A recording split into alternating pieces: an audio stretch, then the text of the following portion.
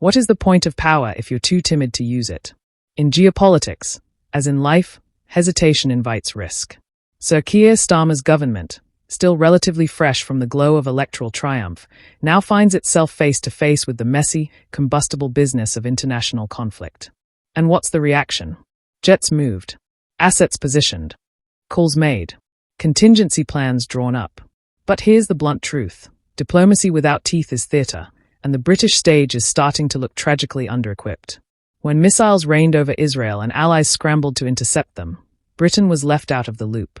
Not invited to the grown-ups table during Friday night's defensive operation. That exclusion isn't just a tactical footnote. It's a neon sign blinking asterisk irrelevance star. For all the Prime Minister's talk of contingency support and operational discretion, the fact remains that the UK was not in the room where it happened. A nation with global military reach and historic leadership in coalition building is now relegated to the sidelines while others pull triggers and make calls. This isn't simply about airstrikes or radar arrays. It's about presence. Britain cannot afford to allow itself to become an observer in a theatre where it once played a lead role. And it certainly can't afford to project ambiguity in moments that demand moral and strategic clarity. Moving a few jets around while whispering for de-escalation is not a policy. It's a pause button disguised as strategy. Sir Keir's insistence on discretion over detail is understandable, but only up to a point. There's a fine line between operational caution and political evasion, and the Prime Minister is beginning to straddle it precariously, refusing to say whether he was aware of Israel's strike plans. That's not just secret keeping. It hints at either a breakdown in intelligence sharing with one of our closest allies or a deliberate diplomatic sidestep. Either scenario should set alarm bells ringing in Westminster, and in every allied embassy watching Britain's foreign posture like a hawk. And let's talk plainly about the stakes here. Iran, emboldened and increasingly confrontational, has openly called for Western military bases to be targeted. These aren't vague threats. They are declarations of intent.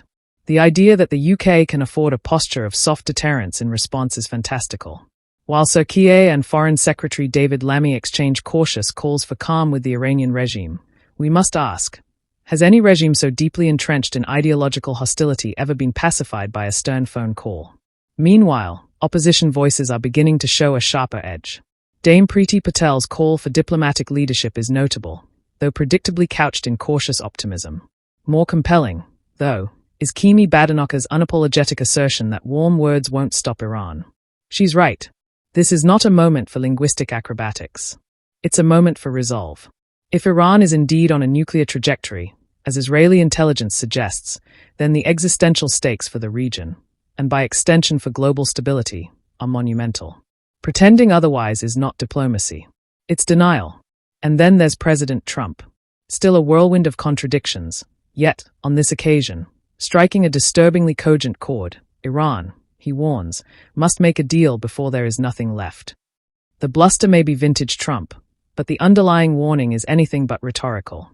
The West is being dared to blink. Tehran is betting that internal divisions, political fatigue, and media hand-wringing will buy it just enough space to edge closer to a nuclear threshold. If that bet pays off, we will have entered a new, volatile era, and no number of constructive conversations will reverse the clock. What Britain needs now is not just contingency planning, it needs strategic boldness.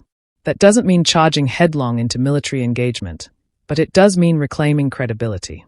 That means a more visible, vocal role in the region. That means joining operational coalitions rather than being informed after the fact. That means, yes, preparing for military engagement as a real, viable instrument of deterrence, not just a dusty line in a government playbook. If the Prime Minister truly wants to lead on de-escalation, then let him start by escalating Britain's relevance. Let him ensure the UK is not merely moving assets, but moving opinion, within the G7, within NATO, and on the global stage. Because peace is not achieved through polite passivity. It is secured by those willing to confront uncomfortable truths and act when action is required. History does not forgive the meek. It remembers those who shaped outcomes, not those who stood by, cautiously briefing journalists from the aisle seat of a government jet. The Prime Minister has a choice: restore Britain's strategic credibility, or risk presiding over its geopolitical diminishment. Time, and Tehran, will not wait.